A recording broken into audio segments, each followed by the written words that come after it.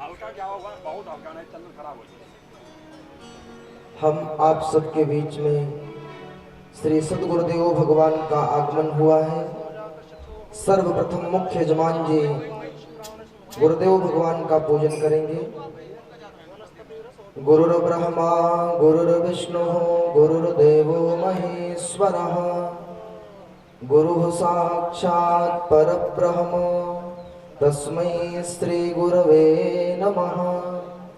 अखण्डमण्डलाकारं व्याप्तं येन चराचरं तत्पदं दर्शितं येन तीतं तस्मै श्री गुरवे नमः।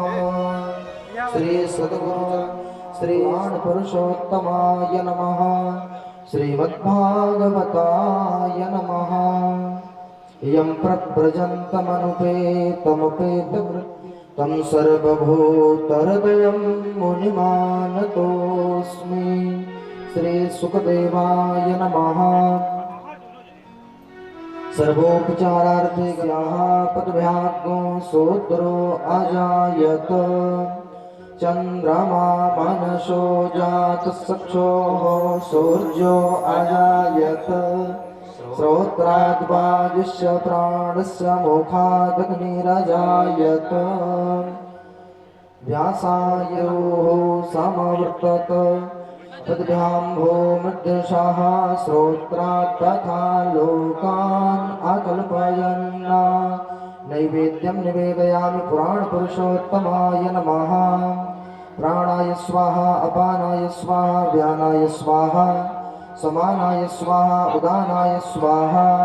मध्ये मध्ये मदनमथनमौलेर्मालती पुष्पमाला जयति जय पताका काव्यसौ मोक्षलक्ष्म्याः शपितकलिकलङ्का जाह्नवीनः पुनातो।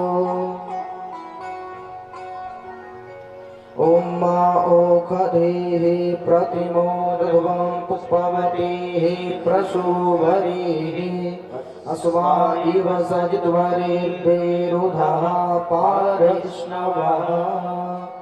कस्तूरी तिलकं ललाटपटले वक्षस्थले कौस्तुभं नासाग्रे वरमौक्तिकं करतले वेणुः करे कङ्कणम् गोपालचूडामणिः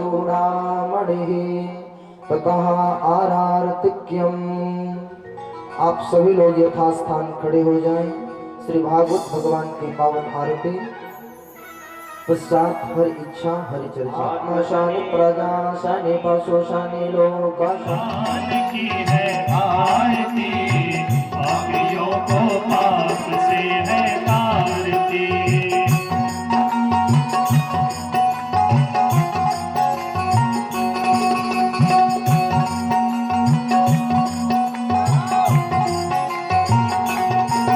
ये अमर ग्रंथ ये मुक्ति पंथ ये पंचम वेद निराला नव ज्योति जगाने वाला।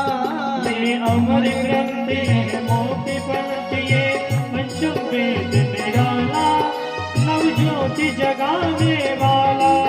हरि नाम यही जग के मंगल की आरती पापियों को पाप से है तारती। श्री भागवत भगवान की है आरती पापियों को पाप से है तारती।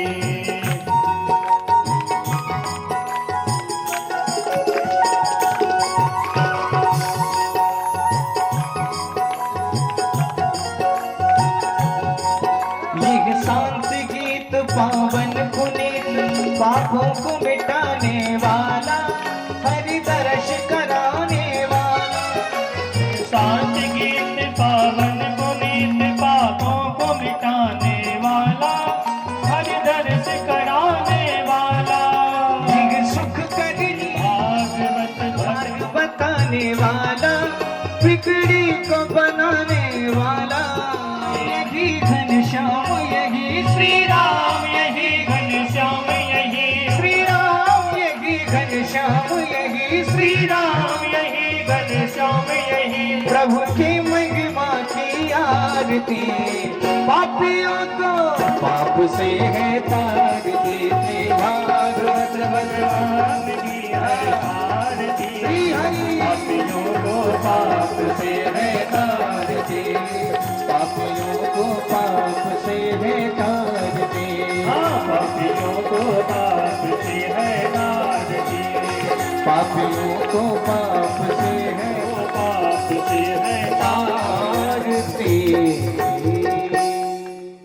आरती के श्री सद्गुरुदेव भगवान के, श्री व्यास जी महाराज के, श्री बालकृष्ण भगवान के, श्री स्वामी हर महादेव।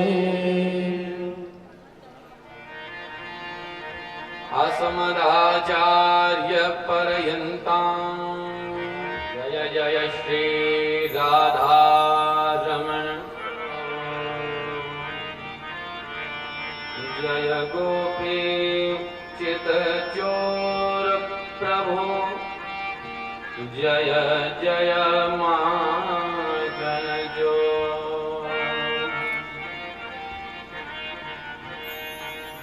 शेष मुकुट कटिकार्जनी, कर मुरली उर्माल, बिहारी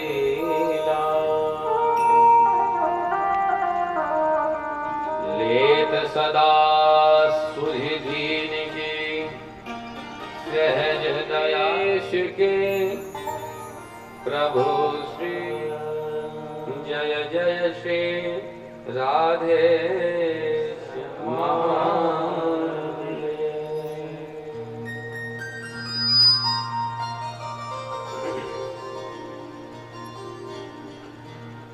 परम मंगल में भक्तिया में नंद घर लाला हुआ, चलो देखिया में नंद घर लाला हुआ, चलो देखिया में नंद घर लाला हुआ, चलो देखिया में नंद घर लाला हुआ, चलो देखिया में नंद घर लाला हुआ, चलो देखिया में के कुल का उजाला हुआ, चलो देखिया में नंद घर लाला हुआ।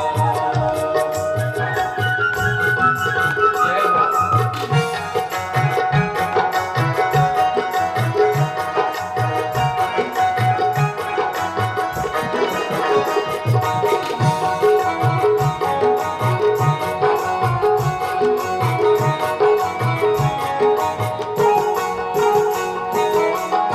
सखी ब्रज के सब काल हो के दिल में खुशहाल, सखी ब्रज के सब काल गर्दन में डाल नाच दे जय के ताल, मैया गर्दन में डाल जाला हुआ, चलो देखिया में नंद घर लाला हुआ, चलो देखिया में नंद लाल कृष्ण लाल की।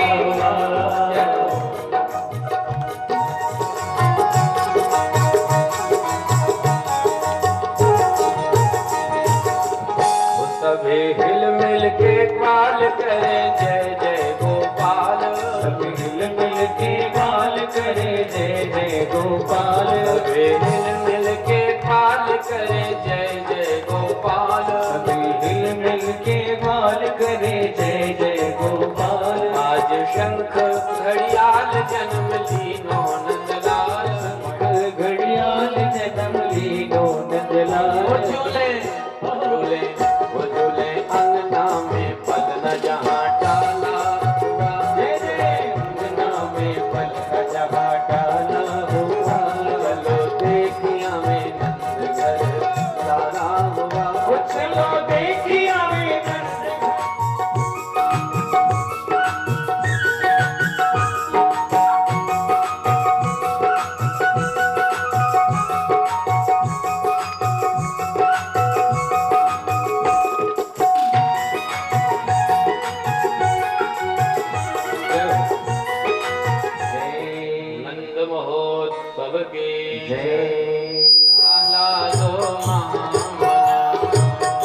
सहस्वात्मज उत्पन्ने राधे सतरत्नो शातको मामला प्रदान राधे सतरत्नो शातको मामला प्रदान।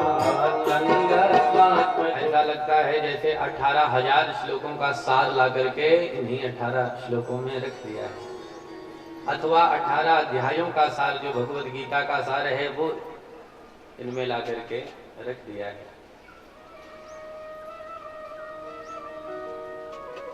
सुखदेव स्वामी कहते हैं, परीक्षित, नंदस्तु आत्मज उत्पन्ने जाता हलादः महामनाः। अवस्था निरंतर बाबा नंद की बीतती जा रही थी, संतान कोई नहीं थी, बड़े चिंतित थे। एक दिन विप्र मंडली आई, ब्राह्मणों की मंडली आई। श्री नंद बाबा ने ब्राह्मणों को, विप्रों को देखा तो प्रणाम किया। ब्राह्मणों ने कहा, बाबा पुत्रवान भव। बाबा नंद ने कहा, वाह महाराज, सारी आयु तो बीतती चली जा रही, वृद्धावस्था की ओर पहुंचे हैं धीरे धीरे, अभी आप पुत्रवान होने का आशीर्वाद देते हो। अब तक घर में किलकारियां नहीं गूंजी तो अब क्या गूंजेंगी महाराज। अब तो ब्राह्मणों ने कहा, विप्रों ने कहा, संतों ने कहा, बाबा अब हमने आशीर्वाद दे दिया सो दे दिया, अब आप बिल्कुल चिंता मत करो, आपके यहाँ निश्चित पुत्र की प्राप्ति आपको होगी, आपके यहाँ पक्का किलकारियां गूंजेंगी। क्या किया जाए? बोले आप एक यज्ञ कराओ, पुत्रेष्ठ यज्ञ संपन्न करवाओ, भगवान की पूजा करवाओ ठाकुर जी की, निश्चित आपका मनोरथ सिद्ध होगा। बाबा नंद ने कहा ठीक। अब तो भैया पूजा पाठ की व्यवस्था व्यवस्थित की गई। बाबा नंद पूजा करवाने लगे, सारे विप्र बाबा के यहाँ अनुष्ठान करने लगे। समय बीतता गया, अनुष्ठान का लाभ हुआ। यशोदा महारानी गर्भवती हुई। यशोदा जी को रात्रि में कन्या का जन्म हुआ। कब वसुदेव जी पुत्र लेकर के आए, यशोदा जी के बगल में पुत्र को पौड़ाए, बिटिया को सिर पे रख करके वहां से चले गए। यह बात किसी को पता ही नहीं चली, ना तो यशोदा महारानी जान पाई, ना तो बाबा नंद जान पाए। कब वसुदेव जी आए, कब भगवान को रख करके चले गए, यह बात कोई जान ही नहीं पाया। सवेरे सवेरे सबसे पहले नंद बाबा की बहन सुनंदा आई थी, तो सुनंदा जी ने देखा कि यशोदा जी के कक्ष का दरवाजा तो खुला है। सुनंदा को बुला लिया था बाबा नंद ने समय से ही, और सुनंदा ही सबसे पहले कक्ष का दरवाजा देखती हैं कि दरवाजा खुला है, तो सो रही हैं यशोदा जी, तो सो रही हैं, पर बगल में एक नन्हा सा छोटा सा लाला खेल रहा है। जो देखा सो एकदम प्रसन्न हो गई, प्रमुदित हो गई, दौड़ी भागी बाहर की तरफ, है गयो है गयो है गयो है गयो चिल्लाती हुई। बाहर बाबा नंद अपनी मंडली के साथ विद्यमान थे। नंद बाबा ने जो सुनंदा जी की बात सुनी तो पूछ लिया, अरे क्या हुआ? पहले पक्का करो कि जो मांगूंगी वो आप दोगे, ये वचन दो, उसके बाद ही फिर आपको बताऊंगी कि क्या हुआ। बाबा नंद तुरंत खजाने की चाबी उठा करके सुनंदा को पकड़ाया, बोले बहन जल्दी बता क्या हुआ। सुनंदा जी ने बताया, तो दोनों मित्रों ने चर्चा की। समय बीतता गया।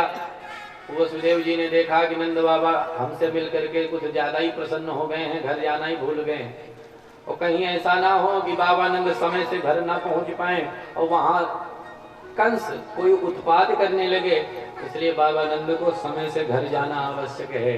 तो वसुदेव जी नंद जी से कहते हैं, भैया नंद अब काफी समय बीत गया, पर्याप्त समय बीत गया, इसलिए ऐसा करो क्या, बोले नेहस्थेयम बहुतिथम, अब यहाँ पर ज्यादा दिन मत टिको। क्यों? क्योंकि संत्युत्पाताश्च गोकुले, भैया जी है बहुतिथम न स्थेयम, क्योंकि गोकुले उत्पाताः संति, बहुत अधिक समय तक यहाँ मत रुको टिको, क्योंकि मेरे को न जाने ऐसा क्यों लगता है कि वहाँ ब्रजमंडल में गोकुल में कोई ना कोई उत्पात चल रहा है, इसलिए तुरंत तुम गोकुल चले जाओ। अब तो बाबा नंद के दिल की धड़कन बढ़ गई। वसुदेव जी कभी झूठ नहीं बोलते हैं। यदि आज वसुदेव जी ने कहा है कि वहां उत्पात चल रहा है तो पक्का कोई ना कोई उत्पात चल रहा होगा। अब क्या करूं, मैं तो यहाँ पड़ा हूं। माला झोली संभाले और हरिशरणम हरिशरणम हरिशरणम हरिशरणम इस मंत्र का जप करते हुए बाबा नंद गोकुल की तरफ भागे। हे हरि, मैं आपकी शरण में हूं, मेरे लाला की रक्षा करना, क्योंकि वसुदेव जी झूठ नहीं बोलते हैं। नंदः पथिवचः शौरे नम्रशेति विचिन्तयन् हरिं जगाम शरणम् उत्पातागम शंकितः। उत्पात के आगम की आशंका से आशंकित होकर, भयभीत होकर, डरे हुए बाबा नंद दौड़े आगे गोकुल की तरफ। अभी बाबा नंद गोकुल नहीं पहुंचे थे, इससे पहले ही भगवान की मौसी जी गोकुल आ गई। कौन भगवान की मौसी?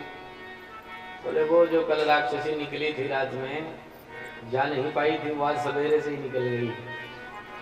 तो समय हो गया था, इसलिए वह राक्षसी नंद भवन पहुंच गई। परीक्षित जी ने कहा महाराज कौन है वह राक्षसी? सुखदेव स्वामी कहते हैं सुनो।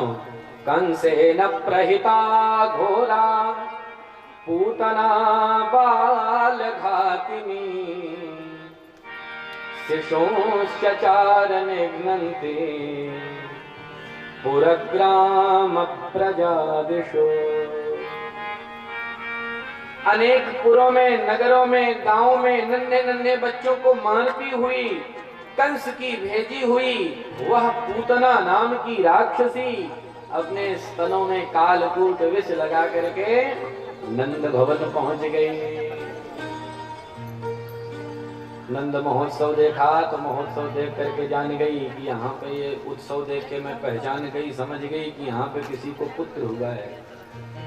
और मेरा नाम है पूतना, चाहे जो हो जाए पर पुत्र किसी को नहीं रहने दूंगी। नाम ही है पूतना, बेटा नहीं जीवित रहने दूंगी किसी का। और ये उत्सव देखकर, महोत्सव देख करके ऐसा लग रहा है कि किसी को पुत्र प्राप्ति हुई है, इसलिए अभी चल करके जाती हूँ और उस बच्चे को मार करके आती हूँ। पर ऐसी जाऊंगी तो पकड़ी जाऊंगी, राक्षसी है, इसलिए पूतना विचार करती है कि ऐसी जाऊंगी तो पकड़ी जाऊंगी, तो क्या करूं? सुखदेव स्वामी कहते हैं परीक्षित माया का ऐसा प्रयोग किया और माया से अपना वेश परिवर्तित कर लिया। कहाँ राक्षसी थी, पर ऐसा सुंदर श्रृंगार किया, ऐसी सुसज्जित हुई कि देवांगनाओं की भांति दिखाई पड़ने लगी। कैसा श्रृंगार है? एक श्लोक में सुखदेव जी महाराज पूतना का श्रृंगार बताते हुए कहते परीक्षित सुनो पूतना कैसी लग रही देखने में। उवल कुसुमिता पांग विसर्ग वेक्षिते मनोहरंती वनितां व्रजौकसा अमंसतां भोज करेण रूपिणी गोप्यः श्रियं द्रष्टुमिवागतां पतिम्। सुंदर सुंदर वस्त्र धारण किए, सुंदर अलंकारों से अलंकृत हुई, सुसज्जित हुई, चेहरे पर भी तरह तरह के लेप लेपित कर लिए, लगा लिए। एक पंक्ति में सुखदेव जी संकेत करते हैं परीक्षित सुनो उसका श्रृंगार कैसा है। कैसा श्रृंगार है? बोले शास्त्र का सिद्धांत है मोह न नारी नारी के रूपा, परंतु आज पूतना का ऐसा श्रृंगार है कि पूतना के श्रृंगार पर मनोहरंतीम वनिताम ब्रजौकसाम, ब्रज की जो स्त्रियां हैं, ब्रज की गोपियां हैं, वो पूतना के श्रृंगार पर वह भी मुक्त हो गई। औरों की तो बात छोड़, ऐसा उसका अद्भुत श्रृंगार पूतना का। हाथ में क्रीड़ा कमल घुमाती हुई, मंद मंद मुस्काती हुई आगे बढ़ती है। ब्रज की गोपांगनाओं ने दिव्य उस बनी ठनी देवी को देखा, सब परस्पर विचार करने लगी सखी ये अपने ब्रजमंडल में देवी कहां से आ गई? अभी कल तक तो कोई ऐसी देवी नहीं थी, आज तक हमने ऐसी देवी तो कभी नहीं देखी। तो एक कहती है अरे इतना श्रृंगार करके आई है, हो सकता है हमारी यशोदा जी की कोई रिश्तेदार हो, इसलिए जाने दो, यशोदा जी से मिलने जा रही है इसलिए इसे जाने दो। सारी ब्रज गोपांगनाओं ने किसी ने पूछा भी नहीं कि तू कौन है, कहां से आई है, सब आगे से हट गई, मार्ग पूतना को दे दिया। पूतना मुस्कुराती हुई क्रीड़ा कमल घुमाती हुई आगे बढ़ती है। यशोदा जी को देखा पूतना ने, यशोदा जी कुछ पूछे हैं इससे पहले ही पूतना ने यशोदा जी से कह दिया, अरे बहन यशोदा बधाई हो, जो मैंने सुना कि तुम्हारे यहाँ बुढ़ापे में किलकारियां गूंजी हैं, मैं तो अपने सारे कार्यों को छोड़ करके तेरे को बधाइयां देने के लिए चली आई, लाला को आशीर्वाद देने के लिए आ गई। और तू मेरे को इस तरह से बड़ी बड़ी आंखें करके काहे देख रही, पहचान नहीं रही क्या कि मैं कौन हूँ? अभी यशोदा भी बड़े चक्कर में पड़ी कि राम राम ये मेरी बहन कहाँ से बन गई, अभी कल तक तो वैसी कोई बहन मेरी नहीं थी, और बहन कह रही है तो हो सकता है मेरी कोई बहन ही हो, मैं ना पहचान पा रही, कोई रिश्तेदार हो मेरी। अभी लाला को आशीर्वाद देने की बात कर रही है, सो जाए आशीर्वाद दे करके आ जाए, फिर इससे इसका विस्तृत परिचय पूछूं। अभी पूछ लूंगी तो बुरा मान जाएगी, एक तो हम इनके यहाँ आए और ये मेरे को पहचानने से मना कर रही है, तो अभी पूछना ठीक नहीं है, जाने ही देना चाहिए। हो सकता मेरी रिश्तेदार ना हो, रोहिणी जी की कोई रिश्तेदार हो। दूर से रोहिणी महारानी देख रही है, यशोदा जी वार्ता कर रही है पूतना से, तो यशोदा जी को देखकर रोहिणी जी भी इस चक्कर में है कि ये देवी बनी ठनी जो यशोदा जी से बात कर रही, कहाँ से आ गई, कौन आ गई, पर यशोदा बात कर रही है, इससे तो हो सकता है मेरी ना सही यशोदा जी की कोई रिश्तेदार हो। दोनों माताएं परस्पर एक दूसरे से संबंध समझ करके पूतना को पूछा ही नहीं कि तुम कौन हो। यशोदा जी ने बता दिया, वो आंगने में मेरा लाला लेटा है, सो रहा है, जाओ जाकर के आशीर्वाद देना, अभी अभी सोया है, इसलिए बहन सावधान रहना, जागने ना पाए, सो रहा है, सो सोने ही देना, आशीर्वाद दे के तुरंत बहन चली आना। पूतना ने कहा तू बिल्कुल मत चिंता कर बहन, ये तो बस सो रहा है तो मैं भी उसे सुलाने ही आई हूँ, जगाने का तो कोई प्रश्न ही नहीं बनता। हाँ तो ठीक है जाओ। सुखदेव जी महाराज कहते हैं पूतना आगे बढ़ती है, भगवान श्री कृष्ण पालने में लेटे हैं, ऐसा दृश्य है परीक्षित उस समय पूतना का श्रृंगार देख करके ऐसा लग रहा है जैसे साक्षात भगवान श्रीमन नारायण से मिलने के लिए श्री देवी आ गई हों, ऐसी सुसज्जित है। श्री देवी माने लक्ष्मी देवी, आप सब कोई दूसरी श्री देवी मत समझ लीजिएगा। गोप्या श्रियं द्रष्टुमिवागतां पतिम, ऐसे लग रहा है जैसे अपने पति से मिलने के लिए साक्षात श्री देवी लक्ष्मी देवी उपस्थित हो गई हैं। और भगवान को देखो, चराचर जगत की आत्मा है, परमात्मा कौन किस भाव से आ रहा है, किसके मन में क्या है, सब कुछ जानने वाले हैं, समझने वाले हैं। इसके बाद भी जो पूतना को भगवान ने देखा, पूतना को देखकर भगवान ने आंखें ही बंद कर दी। विबुध्यतां बालक मारिकाग्रहम् चराचरात्मा सन्मीलिते क्षणः। चराचर जगत की आत्मा परमात्मा भगवान श्री कृष्ण ने पूतना को देखा, सो पूतना को देख के भगवान ने आंखें ही बंद कर ली। क्यों भगवान आंखें बंद कर लिए? बहुत सारे संत इसका बहुत भाव देते हैं। एक महात्मा कहते हैं कि भगवान ने अपने मन में विचार किया कि भैया हम यहाँ पर आए हैं दुष्टों को मारने के लिए, संतों का परित्राण करने के लिए, और लगता है हमारे कार्य का प्रारंभ होने वाला है, श्री गणेश करना है, इसलिए जब तक ये हमारे पास आ रही तब तक मंगलाचरण कर ले, हम अपना हमारे इष्ट का स्मरण कर ले। ऐसा सोच करके भगवान आंखें बंद करके अपने इष्ट का स्मरण करने लगे। अथवा एक संत कहते हैं देखो, भगवान ने पूतना को देखा, कालकूट विष लगा करके भगवान को मारने आ रही है, स्तनपान कराएगी और भगवान को मारने का उद्देश्य लेकर के आई है। तो भगवान ने देखा कि मेरे को विष पिलाने आई है, मैं यहाँ पे दूध पीने आया हूँ, नवनीत खाने आया हूँ, मिश्री पाने आया हूँ, मीठी मीठी चीजों को खाने आया हूँ, और ये कड़वा जहर लेकर के मेरे पास आ गई, अब क्या करूं? तो जैसे समाज में आपने देखा होगा जब माताएं अपने बच्चों को कड़वी दवाई पिलाती हैं तो बच्चे से कहती हैं बेटा आंख बंद करके प्रेम से पी जा, पता ही नहीं चलेगा। और वो बच्चा आंख बंद करके कब वह कड़वी दवाई पी जाता है समझ ही नहीं पाता। तो भगवान ने समझा इसका मतलब कड़वी चीज पीने के लिए आंखें बंद करनी पड़ती हैं। तो वह सोच करके कड़वा विष पीना है, ऐसा सोच करके भगवान ने पहले से ही नेत्र बंद कर लिए। एक संत कहते हैं कि देखो भगवान ने विचार किया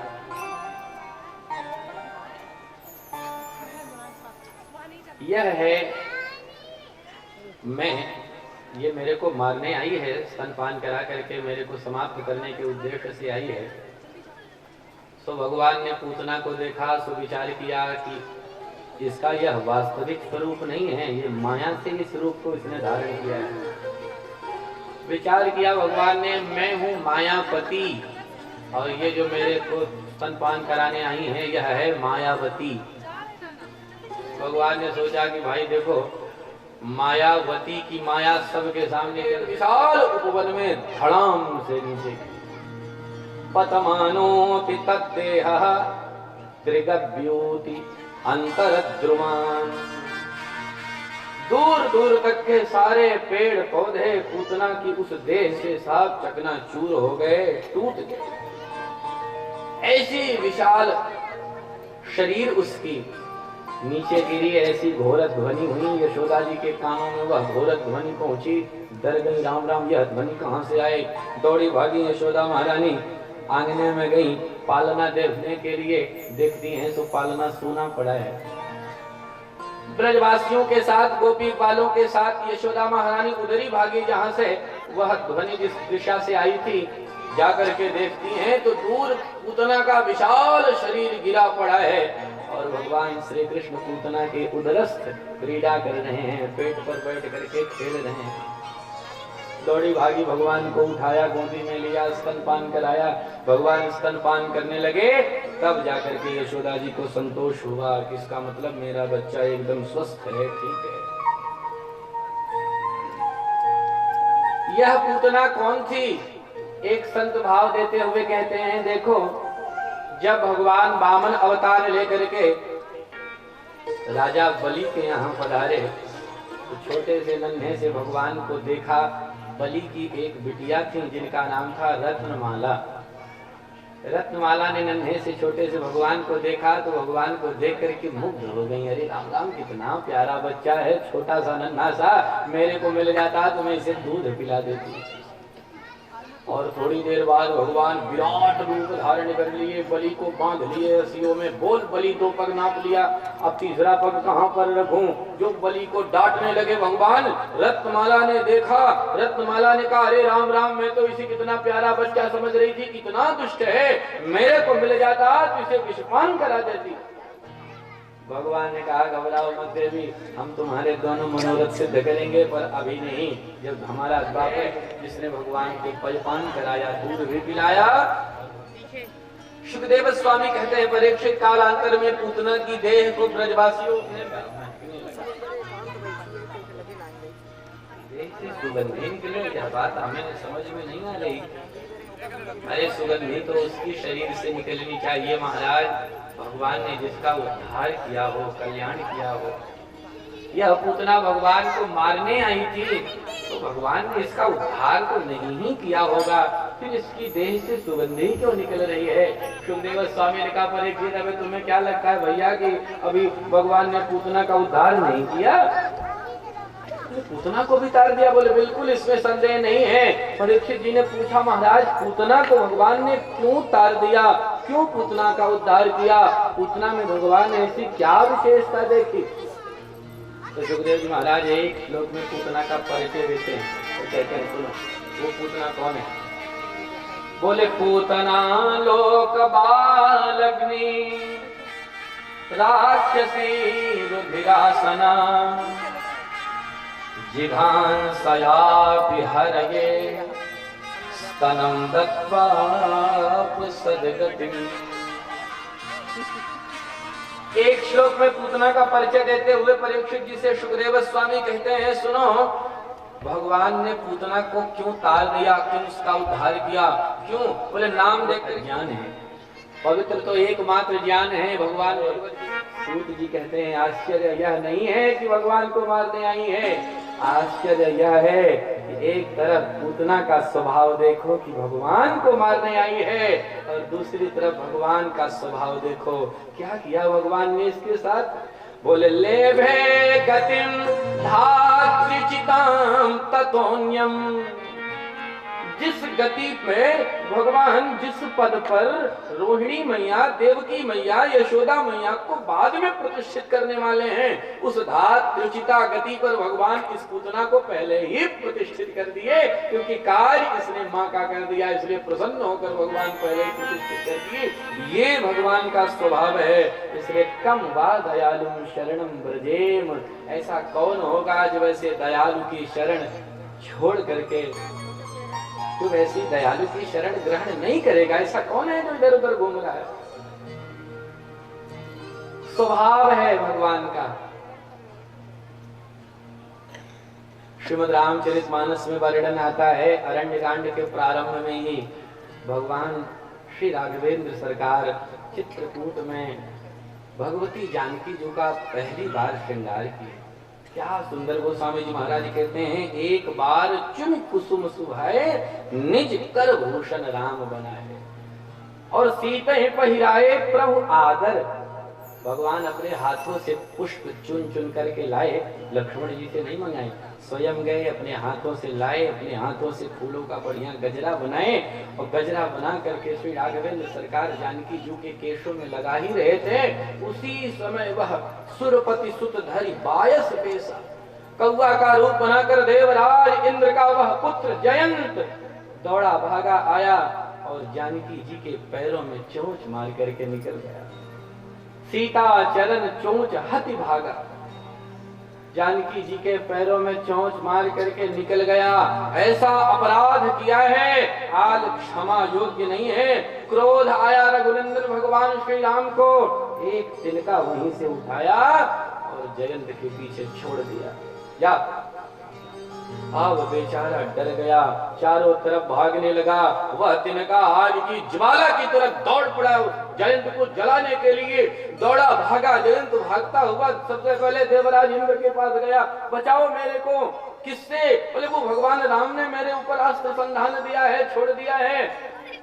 इंद्र ने कहा, बेटा और किसी का अपराध करके आए होते तो तुम्हें हम हमारे स्वर्ग में संरक्षण दे देते, पर तुमने तो भगवान का अपराध किया है, इसलिए तुरंत निकल जाओ, नहीं तो हमारा स्वर्ग भी जल करके राख हो जाएगा। भागो यहाँ से। राखी को सकई राम कर द्रोही, कौन भगवान के द्रोही को स्थान दे सकता है? दौड़ा भागा, जयंत ब्रह्मा जी के पास गया, वो भी वहां से भगा दिए। चारों तरफ भाग रहा, कहीं आश्रय नहीं मिल रहा, स्थान नहीं मिल रहा। रास्ते में देवर्षि नारद मिल गए। नारद देखे विकल जयंता, प्रेम उमड़ पड़ा। नारद जी को दया आ गई, लागी दया कोमल चित संता। नारद जी ने जयंत को देखा, लोग अरे रुको रुको, कहाँ भगे जा रहे हो? जयंत ने कहा, क्या बताओ, पीछे आपको नहीं दिखाई पड़ रहा क्या? नारद जी ने कहा, अरे रुको, सुनो तो सही, हम बताते हैं। क्या करूं बताओ? नारद जी ने कहा, पूरे संसार में भागोगे तुम्हें आश्रय नहीं मिलने वाला, तो जाऊं कहां महाराज? नारद जी ने कहा, देखो जिनका अपराध किए हो उन्हीं के चरणों में जाकर के गिर जाओ, वो चाहेंगे तो तुम बचोगे, नहीं तो बचने वाले नहीं हो, मृत्यु तुम्हारी हो जाएगी। दौड़ा भागा जयंत, कुछ समझ में नहीं आया, सीधा भगवान श्री राम के चरणों में जाकर के गिर पड़ा। भगवान श्री राम ने जयंत को उठाया। जयंत को उठा करके भगवान राम ने पूछा कि ठीक है चलो आ गए, पर ये बताओ कि मारे क्यों थे, क्या समझ करके मारे? हाथ जोड़ करके जयंत ने कहा, नाथ क्या बताऊं, आपका प्रभाव देखना चाहता था महाराज, इसलिए ये कार्य मैंने किया। भगवान राम ने कहा कि देख लिए। जयंत ने कहा, जितना सोचा था महाराज उससे कई गुना दिखाई पड़ा आपका प्रभाव। भगवान ने कहा, तो फिर अब क्यों आए हो? जयंत ने कहा, हे नाथ, तब आपका प्रभाव देखने आया था, अब की बार आपका स्वभाव देखने आया हूं महाराज। अब आप करुणा करिए, कृपा करिए। गोस्वामी तुलसीदास जी महाराज कहते हैं, जयंत का ऐसा अपराध कि वो क्षमा योग्य नहीं था, और भगवान ने जयंत को क्षमा कर दिया। जा, तेरे को मारूंगा नहीं, एक नेत्र से विहीन करके छोड़ दिया जयंत। ये है भगवान का स्वभाव, कब किस पर करुणा कर जाएं, कब किस पर कृपा कर जाएं, कोई भरोसा ही नहीं। इतना बड़ा अपराधी पर क्षमा कर दिया, ऐसा है भगवान का स्वभाव। इसीलिए बढ़िया भाव देते हुए एक संत गाते हैं, भगवान का क्या सुंदर स्वभाव है। ऐसा सुंदर स्वभाव का राघव जी तुम्हें, ऐसा किसने बनाया, राघव जी किसने बनाया। ऐसा सुंदर स्वभाव कहाँ पाया, ऐसा सुंदर स्वभाव ऐसा किसने बनाया।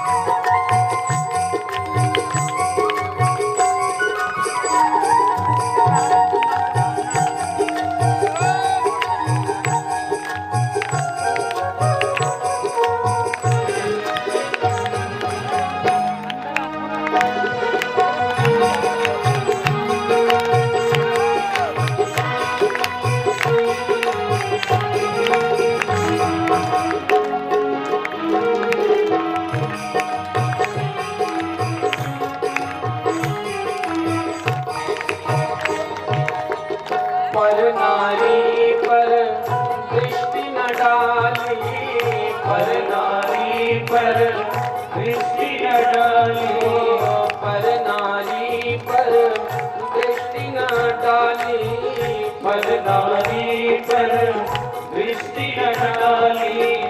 ऐसी तुम्हारी प्रकृति निराली, ऐसी तुम्हारी प्रकृति निराली, प्रकृति निराली, ऐसी तुम्हारी प्रकृति निराली। तुम्हें वाल्मीकि तुलसी ने गाया, तुम्हें वाल्मीकि तुलसी ने गाया, तुम्हें वाल्मीकि तुलसी ने गाया, तुम्हें वाल्मीकि तुलसी ने गाया। जी तुम्हें ऐसा किसने बनाया, ऐसा किसने बनाया, प्रभु जी तुम्हें ऐसा किसने बनाया, प्रभु जी तुम्हें ऐसा किसने बनाया। ऐसा सुंदर स्वभाव कहाँ पाया, ऐसा सुंदर स्वभाव कहाँ पाया, राघव जी तुम्हें ऐसा किसने बनाया, राघव जी तुम्हें ऐसा किसने बनाया।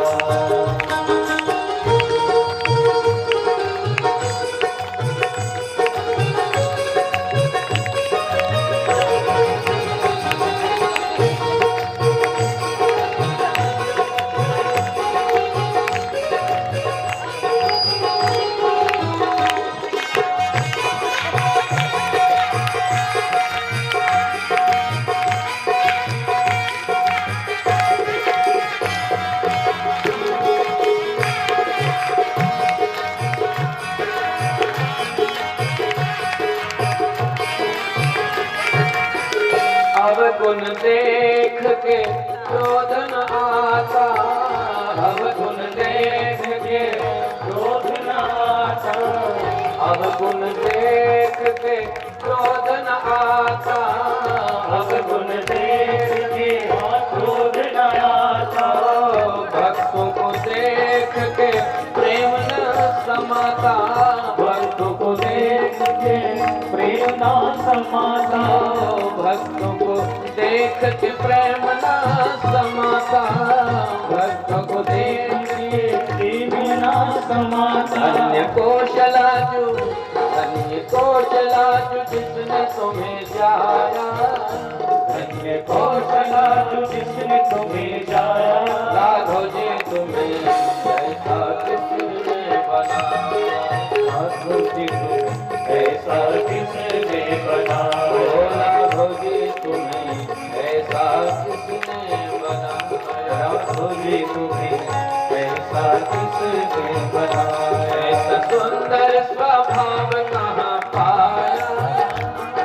ऐसा सुंदर स्वभाव कहाँ पाया, राघव जी तुम्हें ऐसा किसने बनाया।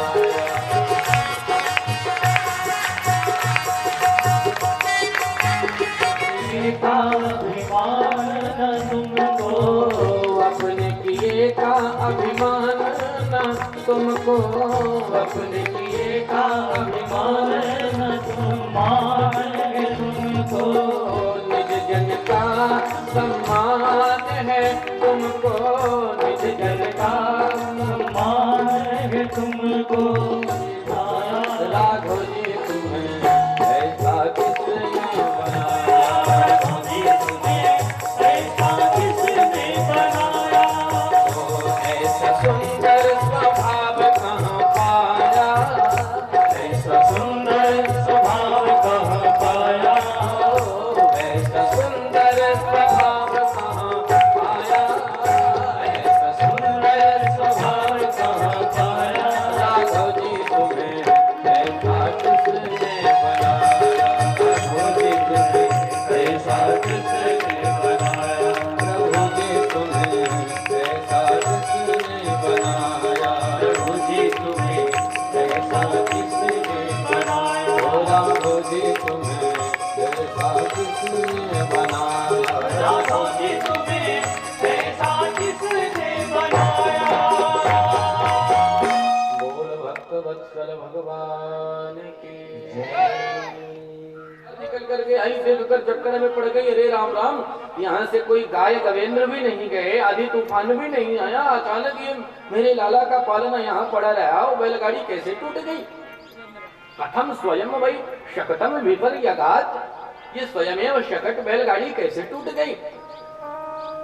छोटे छोटे बालक वहीं पर खेल रहे थे, दौड़े भागे, मैया हम बताएं, तुमने देखा? हाँ बिल्कुल हमने देखा। क्या देखा लाला, बता तो।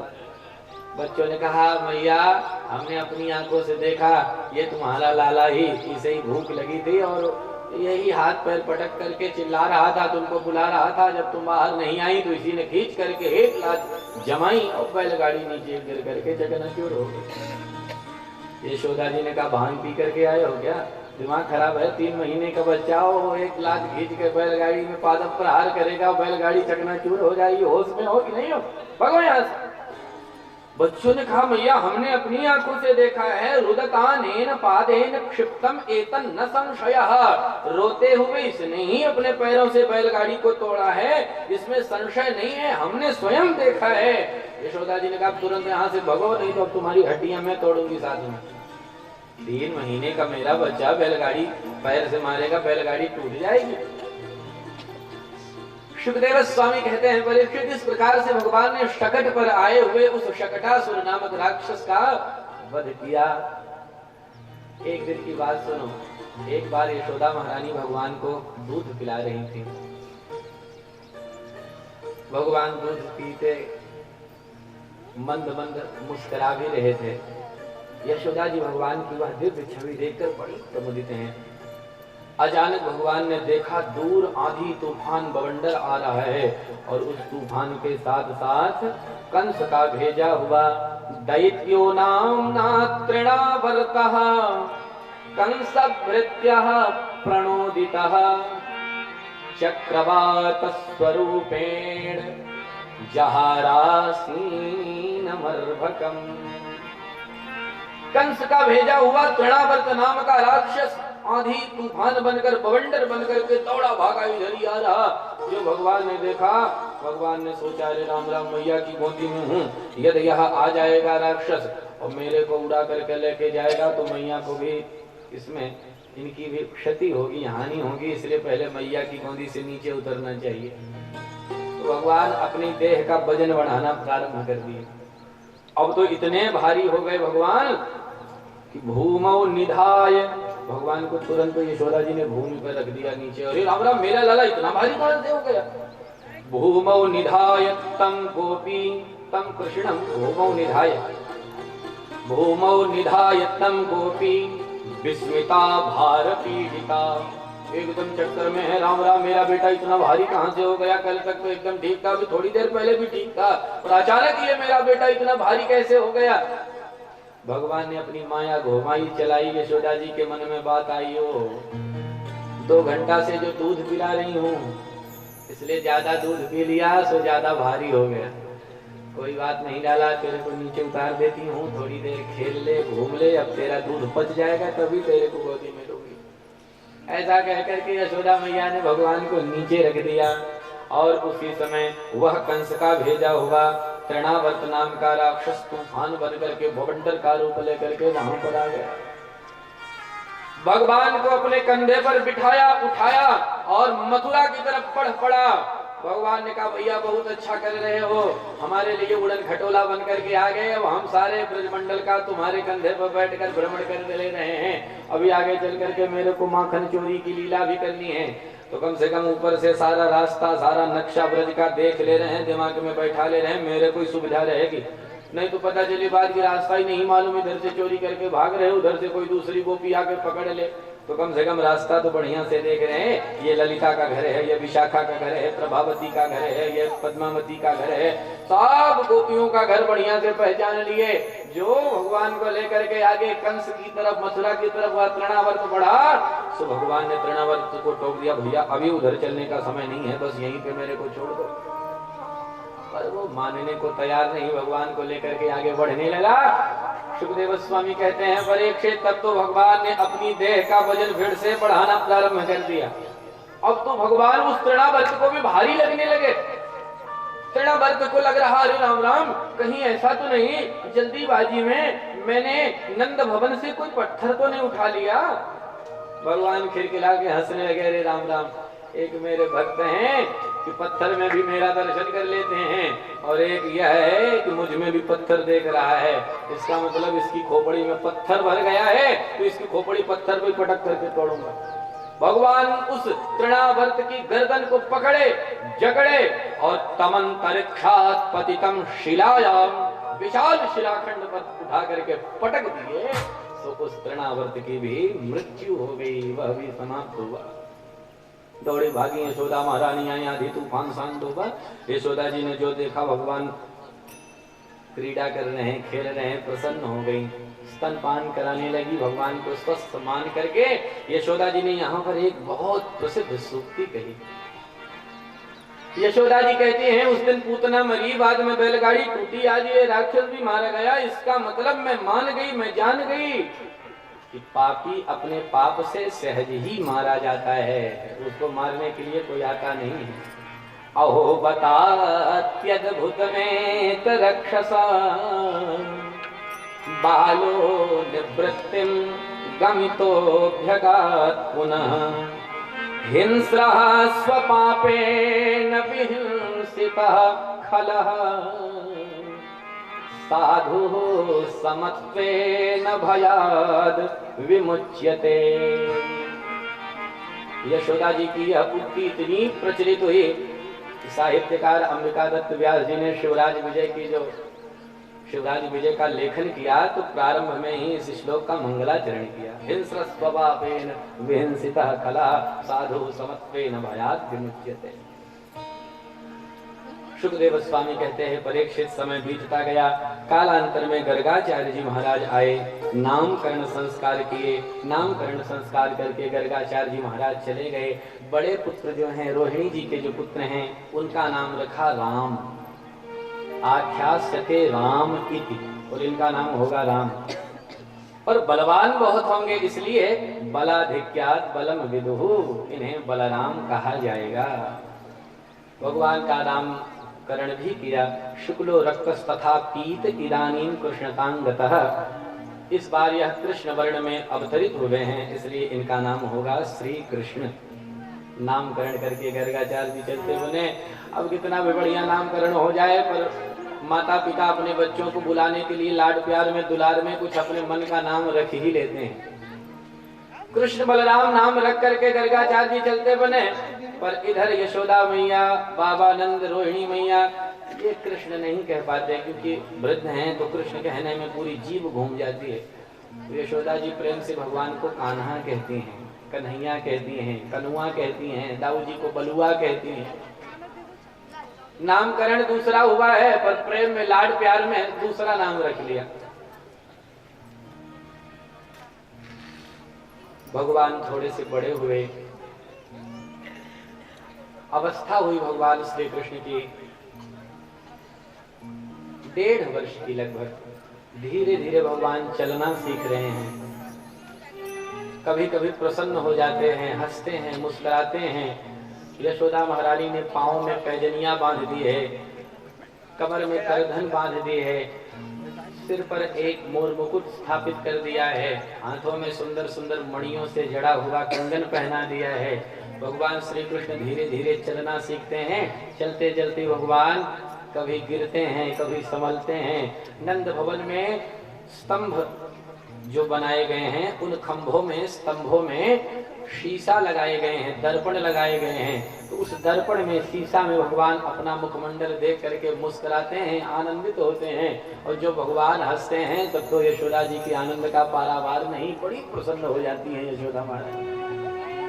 एक संत भाव देते हुए कहते हैं, अरे किलकत कान्हा दे तारी, अनुपम शोभा सखे, किलकत कान्हा दे तारी, अनुपम शोभा सखे, किलकत कान्हा दे तारी, अनुपम शोभा सखे, अनुपम शोभा सखे, किलकत कान्हा दे तारी, अनुपम शोभा सखे।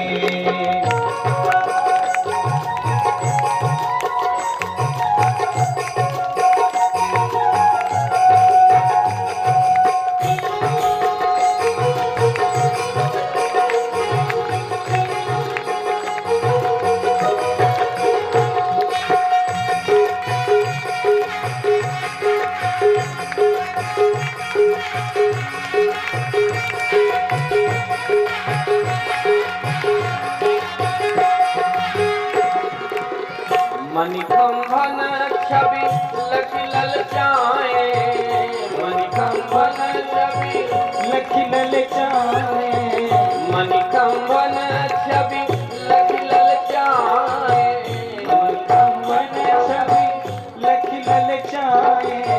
दो जो बाल समझी मुस्काए, दो जो बाल समझ मुस्काए, दो जो बाल समझी मुस्काए, दो जो बाल समझ मुस्काए। नाचही प्रति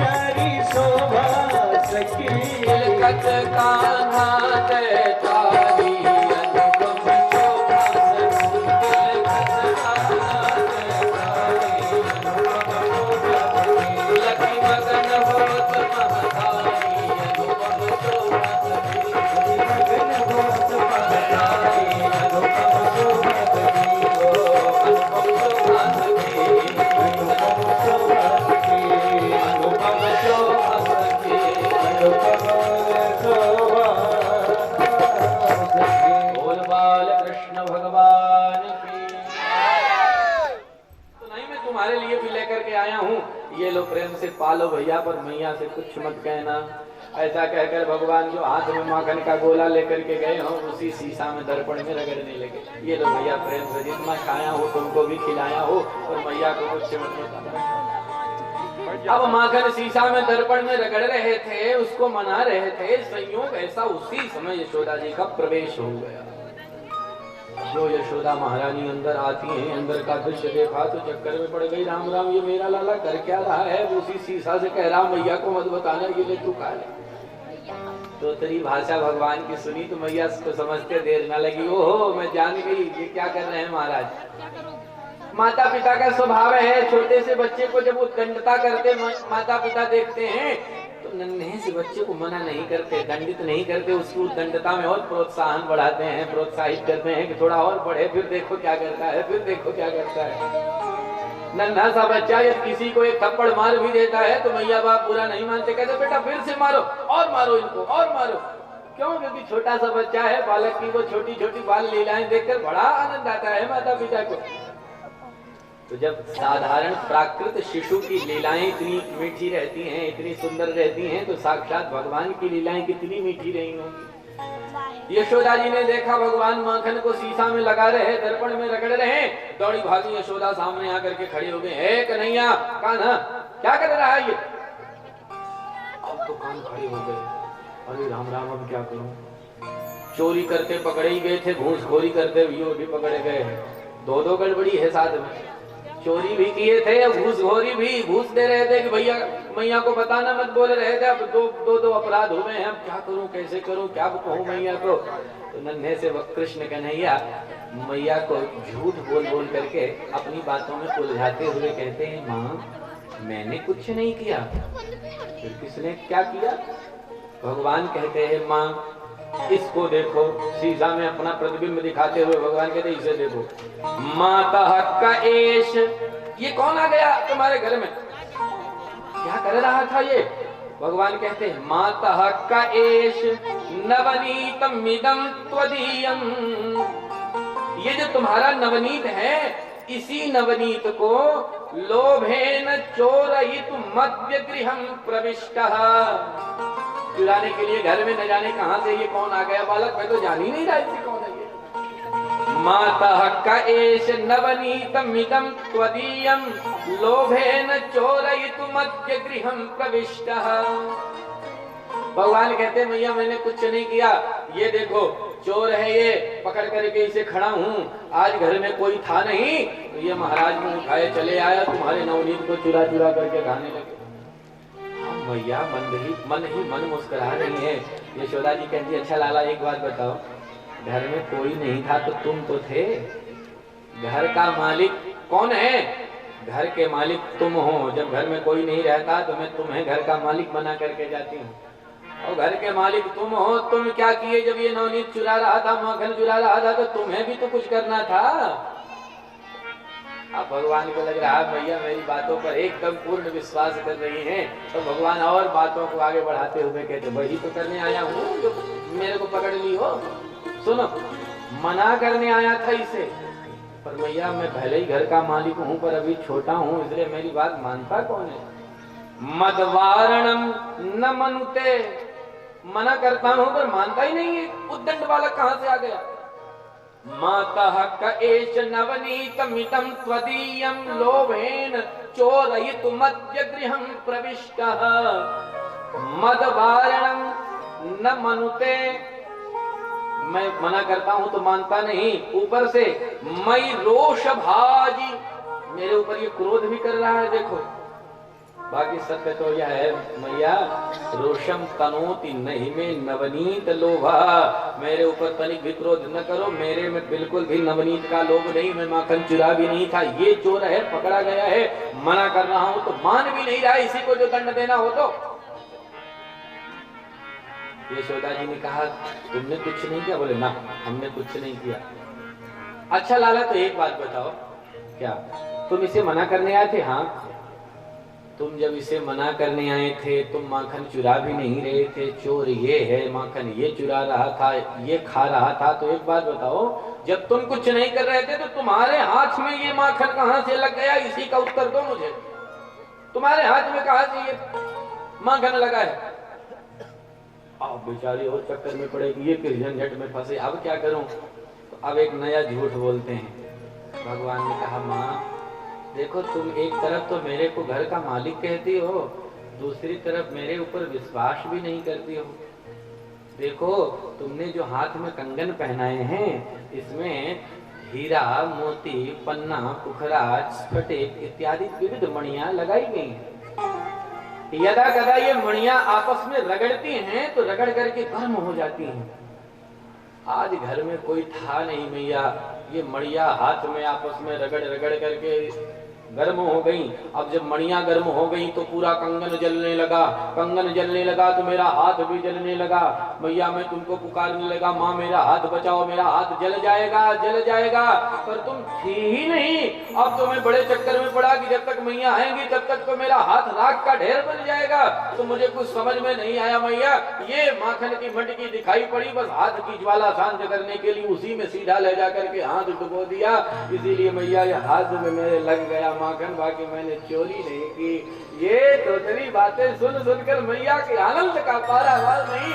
यशोदा जी भगवान को उठा उठा करके लाड लड़ाती हैं, प्यार करती हैं, दुलारती हैं। हाँ लाला, तेरे ऊपर मेरे को पक्का विश्वास है।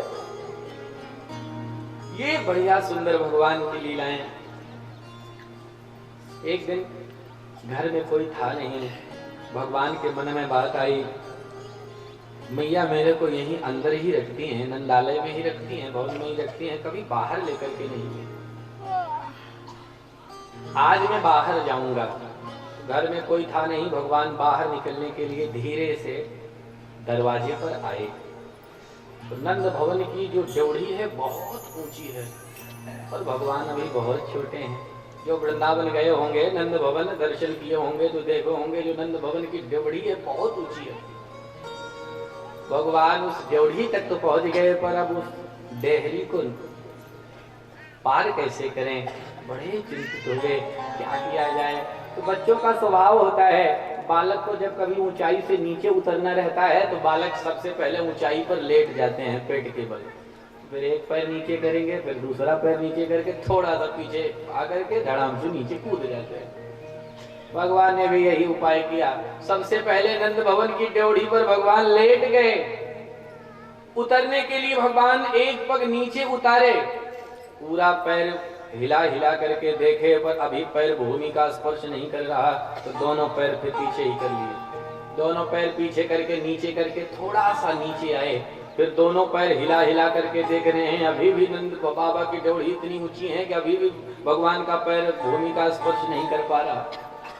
थोड़े से और नीचे आए पर फिर भी नहीं स्पर्श हो रहा, तो भगवान समझ गया अभी मैं बहुत छोटा हूँ, अभी मैं नीचे नहीं उतर पाऊंगा। इसलिए बुद्धिमानी इसी में है कि ऊपर चढ़ जाऊं, क्योंकि नीचे उतरूंगा तो चोट लग जाएगी, उतर नहीं पाऊंगा, छोटा हूँ, ऊपर चढ़ जाता हूँ। ऐसा सोच करके ऊपर चढ़ने के लिए एक पग ऊपर बढ़ाए, और अब बेचारे इतने नीचे लटक गए हैं कि पैर ऊपर करते हैं तो पैर ऊपर पहुंच ही नहीं रहा ड्योढ़ी तक। अब ना नीचे पैर पहुंच रहा ना तो ऊपर पैर पहुंच रहा, पेट के बल ड्योढ़ी पर लेटे लेटे बड़े चक्कर में पड़े, चिल्लाने लगे मैया बचाओ, मैया बचाओ, मैया बचाओ। एक रसिक संत वहीं से जा रहे थे, जो उन्होंने भगवान को वहां लेटे हुए देखा, भगवान को साक्षात दंडवत मारी। यशोदा जी के भाग्य पर, यशोदा जी के पुण्य को उन्होंने प्रणाम किया। संत ने कहा, अरे यशोदा तूने ऐसे क्या पुण्य कर दिए हैं? किम ब्रूमस्त्वाम यशोदे कति कति स्वर्ग क्षेत्र वृंदानी पूर्वम। मंडली, उस मंडली में जो सबसे तगड़ा रहता है पहले उसको घोड़ा बनाया जाता है, उसके ऊपर दूसरा घोड़ा, फिर तीसरा घोड़ा, फिर चौथा, और सबसे ऊपर ये महाराज चाहे जितने ऊपर दही की मटकी स्थापित करो, ये महाराज उसको प्राप्त ही कर लेते हैं। स्ते योग ही, चोरी के इतने सारे योग, इतने सारे उपक्रम इसे पता है कि वो पूछो ही मत।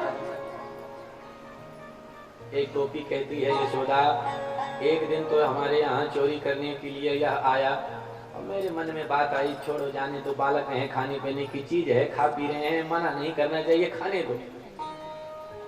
ये आया, आकर के इसने सबसे पहले इसकी मंडली में जितने ग्वाल बाल थे सबसे पहले इसने उन सबको माखन पवाया। जब सबके पेट भर गए, बढ़िया से सब डकार मारने लगे, तो यह भी खूब प्रेम से माखन खाया।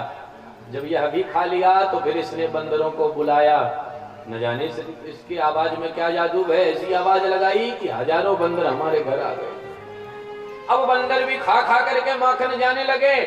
जब बंदर भी चले गए तो वो खाली मटकी उठा करके अपनी नाक के पास ले जा करके नाक सिकोड़ के कहता, अरे राम राम, ये कैसा कितने दिन का सड़ा हुआ माखन गोपी ने रखा है कि बंदर भी नहीं खा रहे हैं।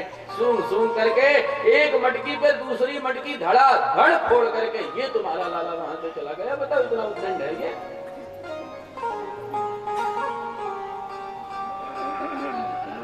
एक गोपी कहती है, अरे यशोदा यह सब सोच छोड़ो, कुछ मिले तब भी गड़बड़, न मिले तब भी गड़बड़। एक दिन की बात सुनो। एक दिन मैंने अपने घर के सारे दही के माथ मटका एकत्र करके एक ऐसे कक्ष में रख दिए जहाँ पे खिड़की नहीं थी, दरवाजा मात्र था। दरवाजा बंद करके ऊपर से मोटा सा ताला लगा दिया कि अब आए महाराज, खा के जाएं। ये अपनी मंडली के साथ हमारे घर में आए, प्रवेश किए। चारों तरफ घूम घूम करके देखने लगे, कहीं पर माखन की मटकी नहीं मिली।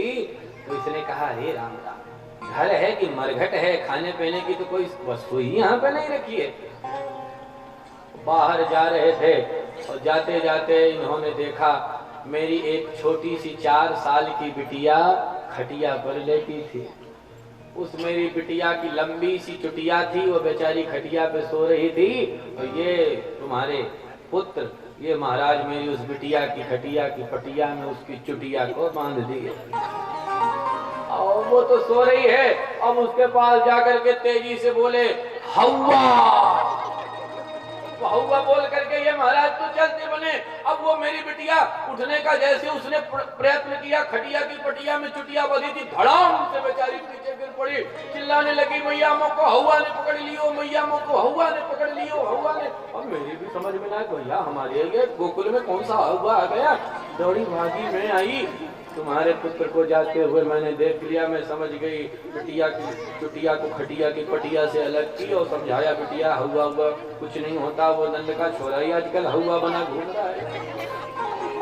द्रव्य लाभे सग्रह कुपितो याति पत्तोष्य तोकान। कुछ मिले तब भी नहीं ठीक, न मिले तब भी नहीं ठीक, कुछ ना कुछ ये उद्दंडता करके ही जाता है। ऐसा है ये उद्दंड बालक तुम्हारा। भावती भगवान ने उसको देखा, सो इशारे में उससे बोले कि क्यों गई थी उस दिन हमारे यहाँ उलाहना लेके, कुछ नहीं कर पाई। मटकी लेकर के आई थी पानी ले जाने के लिए, भगवान ने उसकी मटकी ही तोड़ दी। तब तो उसने साफ कह दिया है, तुम्हारी यह उद्दंडता कन्हैया बढ़ती जा रही है, किसी न किसी दिन तुमको पक्का मैं दंड दे दूंगी, समझ लेना। मैं तुम्हारे ब्रजमंडल की गोपी नहीं, बरसाने की गोपी हूँ, इसलिए सावधान रहना। गोपी ने कहा और एक संत ने अपने भावों में उसको लिपिबद्ध किया। हो तो एकाओ दिन हाथ लगाए दूंगी, मत तोड़ दही की मटकी। तो एकाओ दिन हाथ लगाए दूंगी, मत तोड़ दही की मटकी। तो एकाओ दिन हाथ लगाए दूंगी, मत तोड़ दही की मटकी। तो एकाओ दिन हाथ लगाए दूंगी, मत तोड़ दही की मटकी। मत तोड़ दही की मटकी, मत तोड़ दही की मटकी, मत तोड़ दही की मटकी। तो एकाओ दिन हाथ लगाए दूंगी, मत तोड़ दही की मटकी। तो एकाओ दिन हाथ लगाए दूंगी, मत तोड़ दही की मटकी।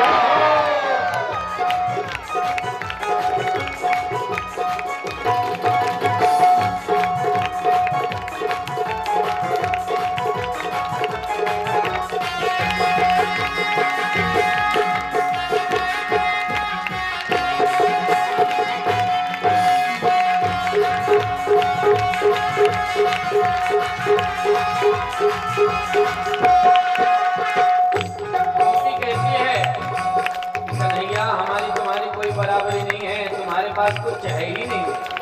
और बरसाने में हम सब राजा वृषभानु जी के परिवार से हैं, तो तुम्हारी हमारी कोई बराबरी नहीं। तुम्हारे यहाँ तो कुछ है ही नहीं, एक कमरी लेकर के घूमते रहते हो, हाथ में छड़ी लेकर के, और बिना मतलब के कुछ चोरी करने आए हो क्या? कमरिया काली चोरी, एक कमरिया काली चोरी, एक कमरिया काली चोरी, रतन जड़ित बहुभूषण मोरे, रतन जड़ित बहुभूषण मोरे, रतन जड़ित बहुभूषण काली चोरे, एक कमरिया काली चोरे, रतन जड़ित बहुभूषण मोरे, रतन जड़ित बहुभूषण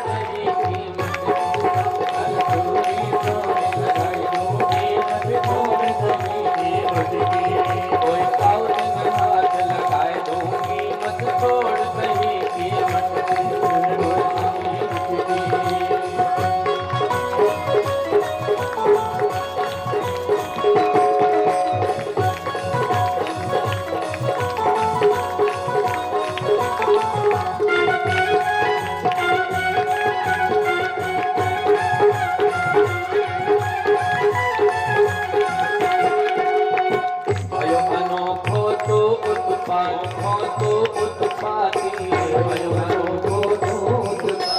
लाज शर्म तो को नहीं आती, लाज शर्म तो को नहीं आती। तेरो कंस से, तेरे कंस से, तेरो कंस से खबर कराए दो मत छोड़ कहीं, तेरो कंस से खबर कराए दो मत छोड़ कहीं।